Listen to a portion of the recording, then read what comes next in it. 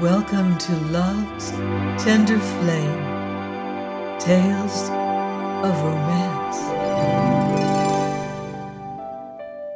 I'm Ardell, reading Roast Beef Medium by Edna Ferber. Chapter 5, Pink Tights and Ginghams.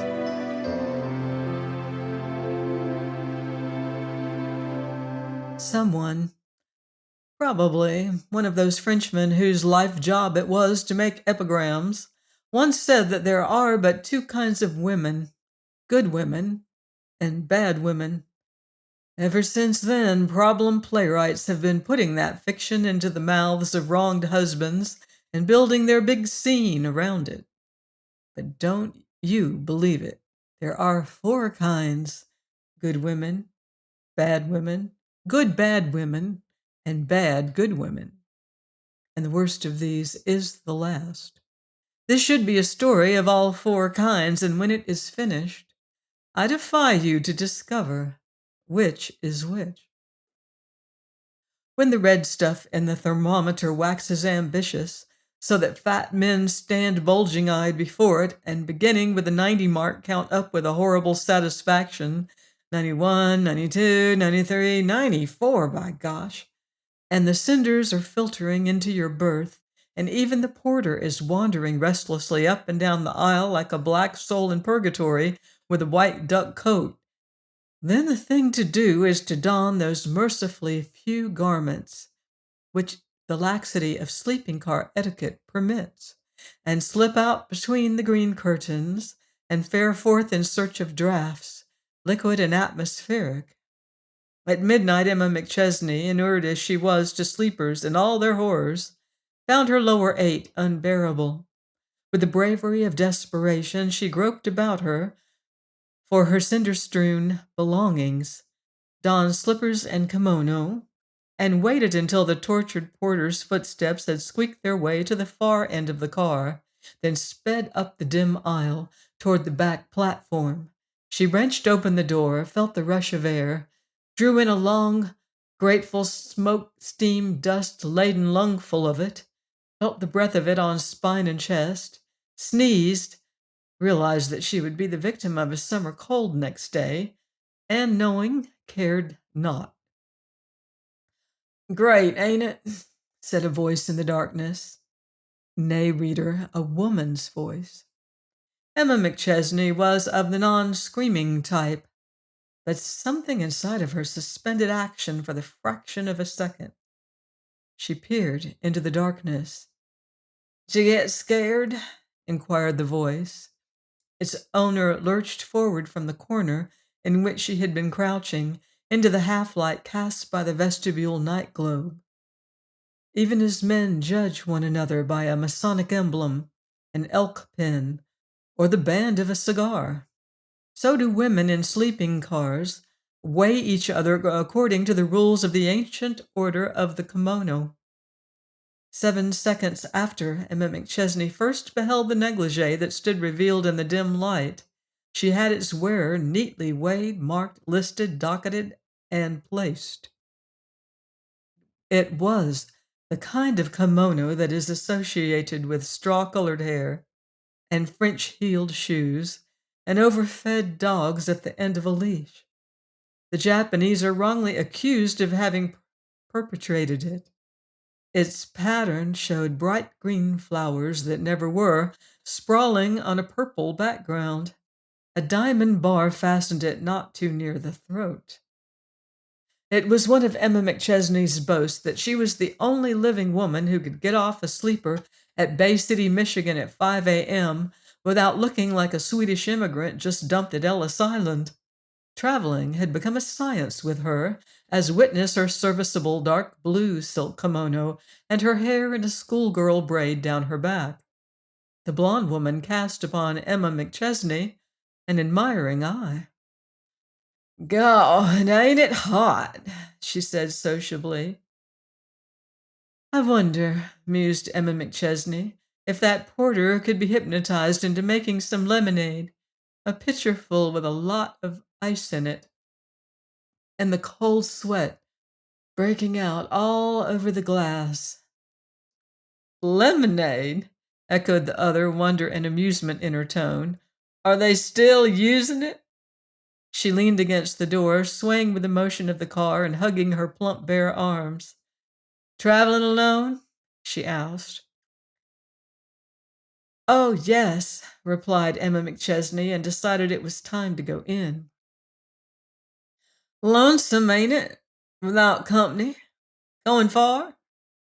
I'm accustomed to it. I travel on business, not pleasure. I'm on the road representing T.A. Buck's Featherloom Petticoats. The once handsome violet eyes of the plump blonde widened with surprise. Then they narrowed to critical slits. On the road? Selling goods? And I thought you was only a kid. It's the way your hair's fixed, I suppose. Say, that must be a hard life for a woman, butting into a man's game like that. Oh, I suppose any work that takes a woman out into the world, began Emma McChesney vaguely, her hand on the doorknob. Sure, agreed the other. I ought to know. The hotels and timetables alone are enough to kill. Who do you suppose makes up train schedules? They don't seem to think no respectable train ought to leave anywhere before 11:50 a.m. or arrive after 6 a.m. We played Autumna, Iowa last night, and here we are, jumping to Illinois. In surprise, Emma McChesney turned at the door for another look at the hair, figure, complexion, and kimono. Oh, you're an actress. Well, if you think mine is a hard life for a woman, why. Me, said the green gold blonde and laughed not prettily. I ain't a woman. I'm a queen of burlesque. Burlesque? You mean one of those. Emma McChesney stopped, her usually deft tongue floundering. One of those men only troops? You guessed it. I'm Blanche LaHaye of the Sam Levin Crackerjack Bells.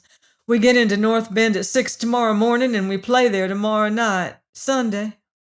She took a step forward so that her haggard face and artificially tinted hair were very near Emma McChesney. Know what I was thinking? Just 1 second before you came out here? No, what? I was thinking what a cinch it would be to just push aside that canvas thing there by the steps and try what the newspaper accounts call jumping into the night. Say, if I'd had on my other lingerie, I bet I'd have done it.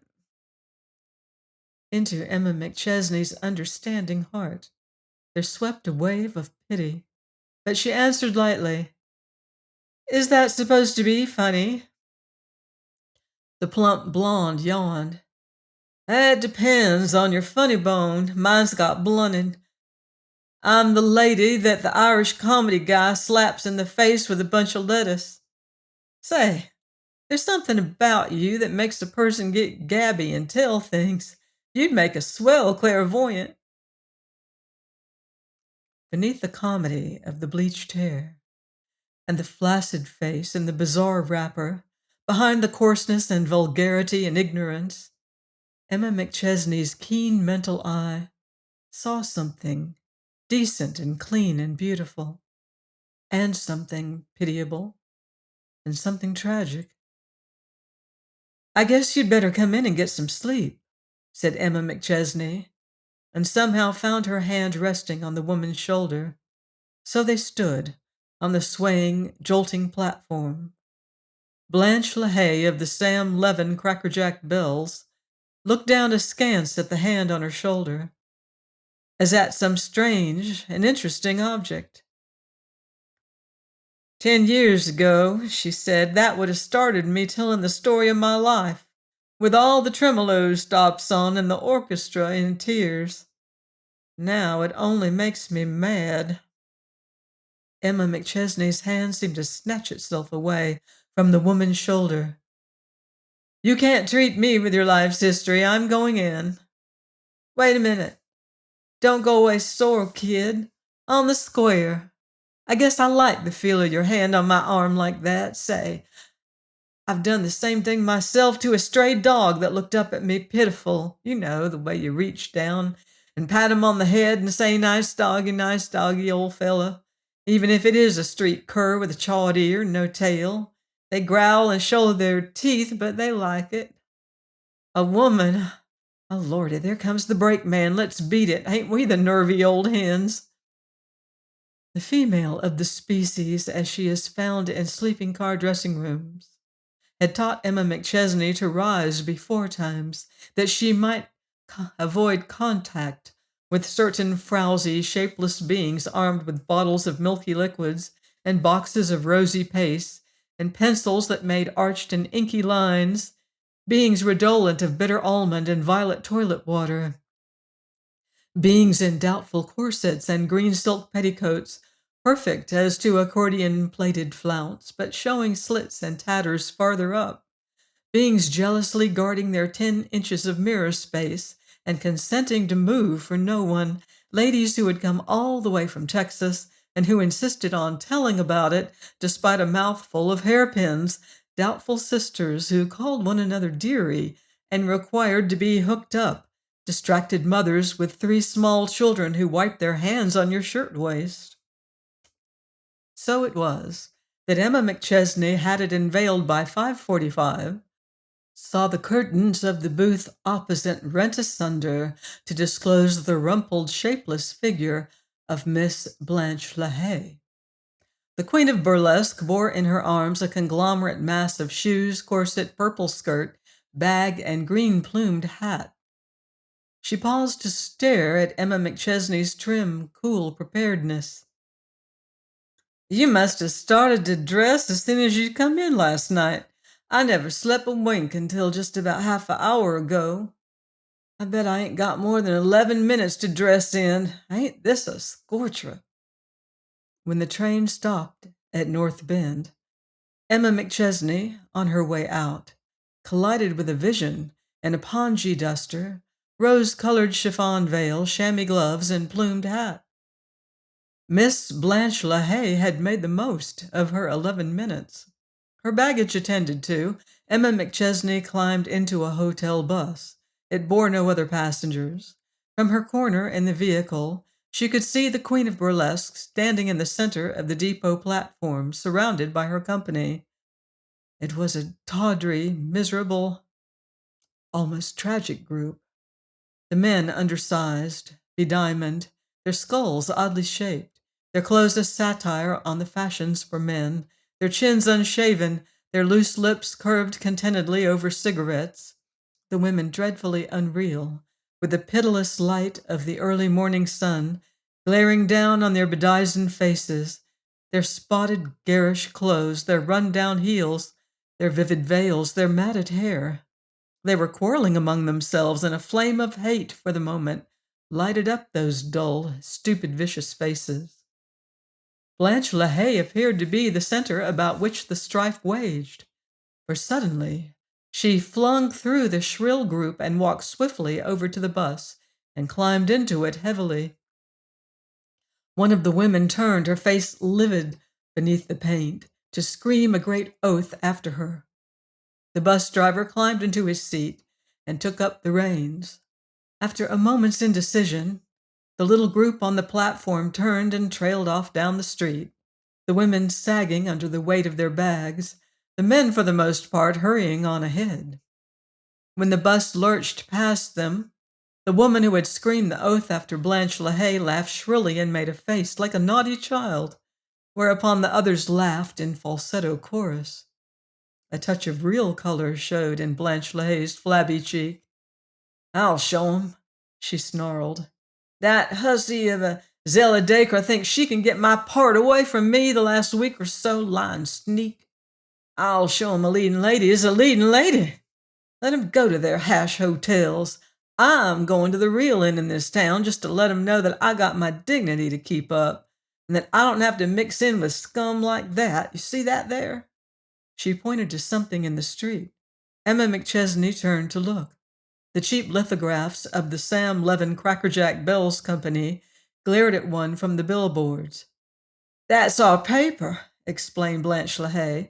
And that's me, in the center of the bunch with the pink reins in my hands, driving that four-in hand of Johnny's. Hot stuff. Just let Dacre try and get it away from me, that's all. I'll show him. She sank back into her corner. Her anger left her with the suddenness characteristic of her type. Ain't this heat fierce? She fretted and closed her eyes. Now, Emma McChesney was a broad-minded woman. The scars that she had received in her 10 years' battle with business reminded her to be tender at the sight of the wounds of others.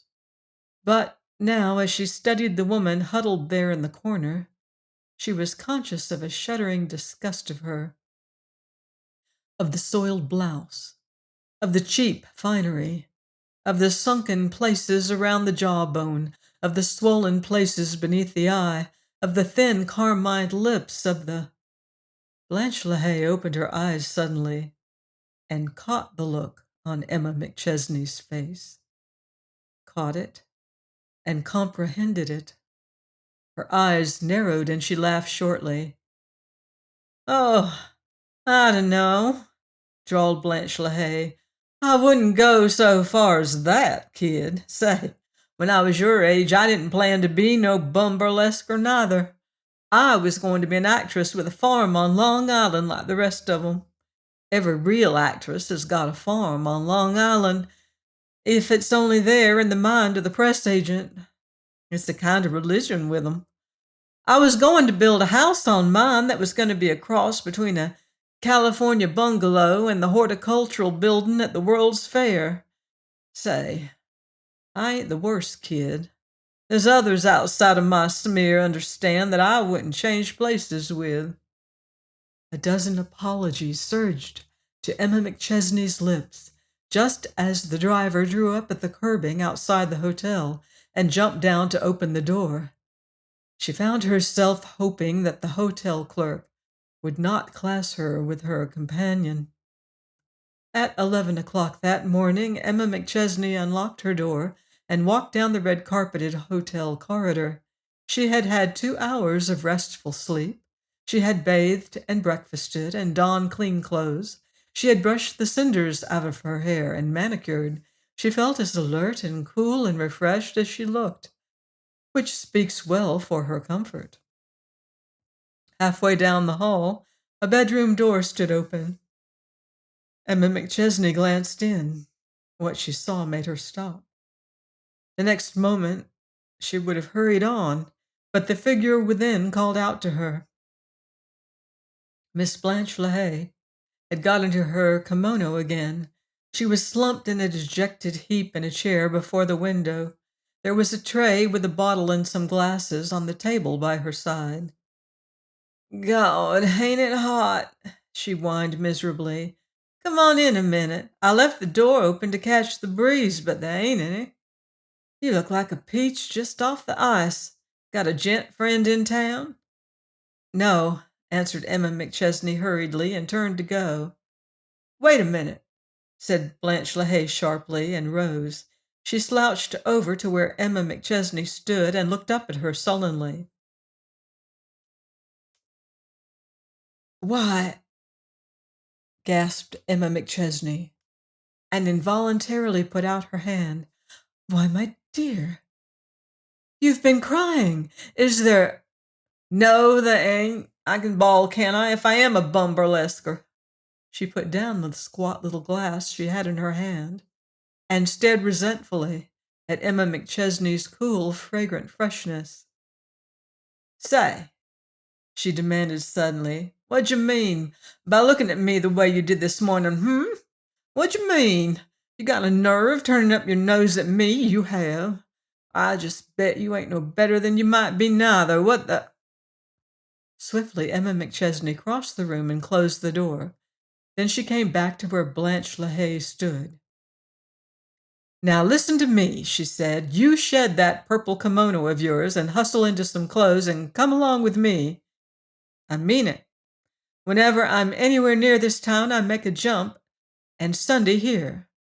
I've a friend here named Morrissey, Ethel Morrissey, and she is the biggest-hearted, most understanding friend that a woman ever had. She's a skirt and suit buyer at Barker and Fisk here. I have a standing invitation to spend Sunday at her house. She knows I'm coming. I help get dinner if I feel like it, and wash my hair if I want to, and sit out in the backyard and fool with the dog and act like a human being for one day. After you've been on the road for 10 years, a real Sunday dinner and a real home has got Sherry's flossiest efforts looking like a picnic collation with ants in the pie. You're coming with me, more for my sake than for yours, because the thought of you sitting here like this would sour the day for me. Blanche LaHaye's fingers were picking at the pin which fastened her gown. She smiled uncertainly. "What's your game?" she inquired.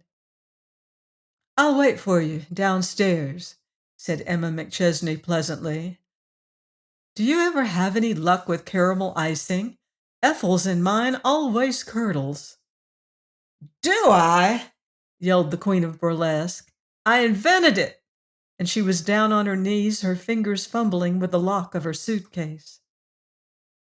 Only an Ethel Morrissey, inured to the weird workings of humanity by years of shrewd skirt and suit buying, could have stood the test of having a Blanche LaHaye thrust upon her, an unexpected guest, and with the woman across the street, sitting on her front porch taking it all in. At the door, "This is Miss Blanche LaHaye of the Simon Sam Levin Crackerjack Bells," put in Miss LaHaye. "Pleased to meet you." "Come in," said Miss Ethel Morrissey without batting an eye. "I just phoned the hotel. Thought you'd gone back on me, Emma. I'm baking a caramel cake. Don't slam the door. This is your first visit here, Miss LaHaye? Excuse me for not shaking hands. I'm all flour. Lay your things in there. Ma's spending the day with Aunt Gus at Forest City, and I'm the whole works around here. It's got skirts and suits, beat a mile. Hot, ain't it? Say, suppose you girls slip off your waists, and I'll give you each an all-over apron that's loose and lets the breeze slide around." Blanche LaHaye, the garrulous, was strangely silent.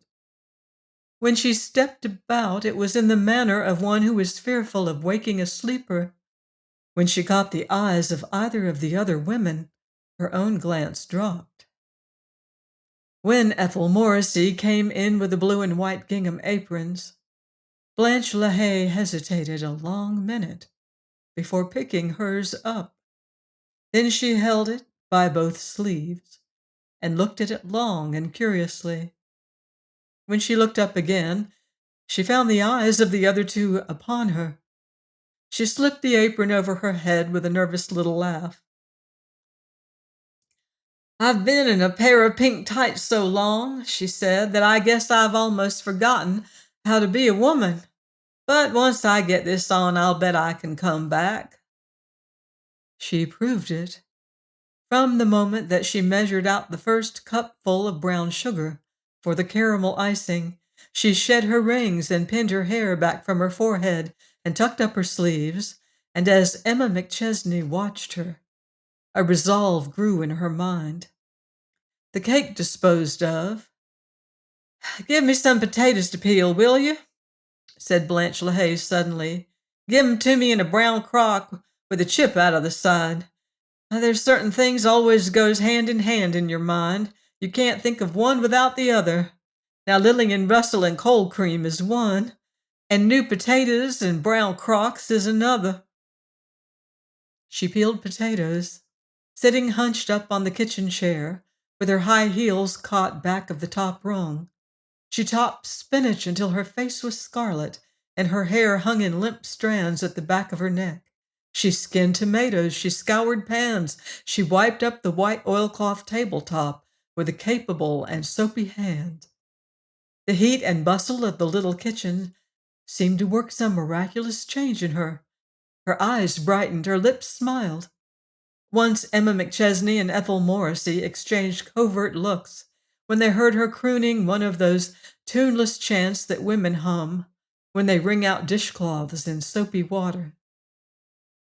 After dinner, in the cool of the sitting room, with shades drawn and their skirts tucked halfway to their knees, things looked propitious for that first stroke in the plan which had worked itself out in Emma McChesney's alert mind. She caught Blanche LaHaye's eye and smiled. "This beats burlesquing, doesn't it?" she said. She leaned forward a bit in her chair. "Tell me, Miss LaHaye, haven't you ever thought of quitting the stage and turning to something, something decent?" Blanche LaHaye finished for her. "I used to. I got over that. Now all I ask is to get a laugh when I kick the comedian's hat off with my toe." "But there must have been a time," insinuated Emma McChesney gently.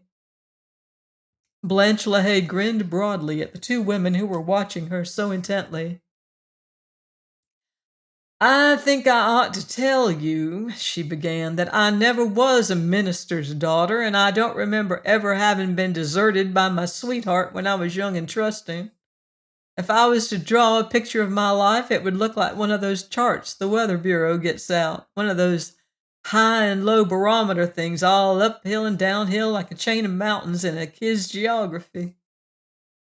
She shut her eyes and lay back in the depths of the leather cushioned chair. The three sat in silence for a moment. "Look here," said Emma McChesney suddenly, rising and coming over to the woman in the big chair. "That's not the life for a woman like you. I can get you a place in our office. Not much, perhaps, but something decent, something to start with if you—" "For that matter," put in Ethel Morrissey quickly, "I could get you something right here in our store. I've been there long enough to have some say-so, and if I recommend you, they'd start you in the basement at first, and then if you made good, they'd advance you right along." Blanche LaHaye stood up and, twisting her arm around at the back, began to unbutton her gingham apron. "I guess you think I'm a bad one, don't you? Well, maybe I am.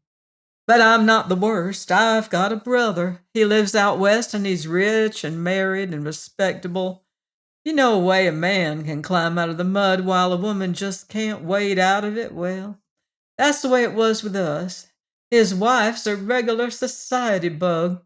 She wouldn't admit there was any such truck as me unless maybe the Municipal Protective League or something of her town got to waging a war against burlesque shows. I hadn't seen Lynn, that's my brother, in years and years. Then one night in Omaha, I glimpsed him sitting down in the BH row. His face just seemed to rise up at me out of the audience. He recognized me, too. Say, men are all alike. What they see in a dingy, half-fed, ignorant bunch like us, I don't know. But the minute a man goes to Cleveland or Pittsburgh or somewhere on business, he'll hunt up a burlesque show, and what's more, he'll enjoy it. Funny. Well, Lynn waited for me after the show. We had a talk. He told me his troubles, and I told him some of mine, and when we got through, I wouldn't have swapped with him. His wife's a wonder.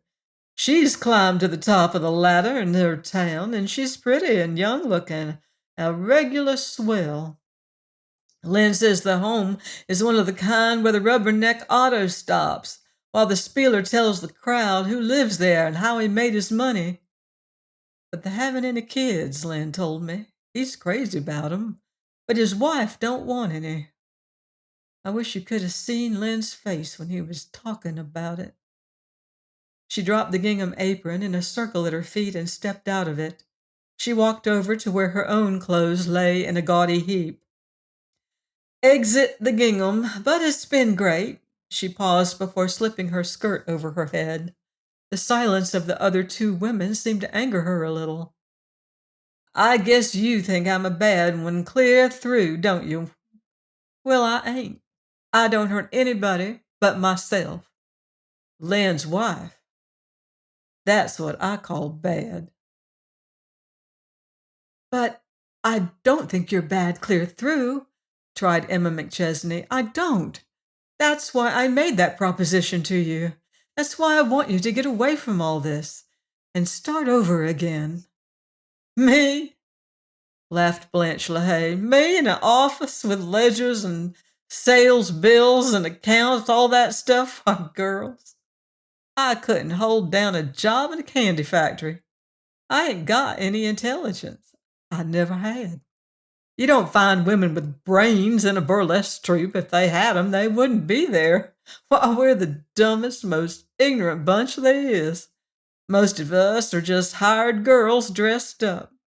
That's why you find the Women's Uplift Union having such a blame hard time saving souls. The souls they try to save know just enough to be wise to the fact that they couldn't hold down a 5 per week job. Don't you feel sorry for me? I'm doing the only thing I'm good for. Emma McChesney put out her hand. I'm sorry, she said. I only meant it for. Why, of course, agreed Blanche LaHaye heartily. And you too. She turned so that her broad, good-natured smile included Ethel Morrissey. I've had a whale of a time. My fingers are all stained up with new potatoes, my nails as full of strawberry juice, and I hope it won't come off for a week. And I want to thank you both. I'd like to stay, but I'm going to hump over to the theater. That Dacre's got the nerve to swipe the Star's dressing room if I don't get my trunks in first. They walked with her to the front porch, making talk as they went. Resentment and discomfiture and a sort of admiration all played across the faces of the two women whose kindness had been met with rebuff. At the foot of the steps, Blanche LaHaye, prima donna of the Sam Levin Crackerjack Bells, turned. Oh, say, she called, I almost forgot. I want to tell you that if you wait until your caramel is off the stove and then add your butter when the stuff's hot but not boiling, it won't lump so. Oh, don't mention it.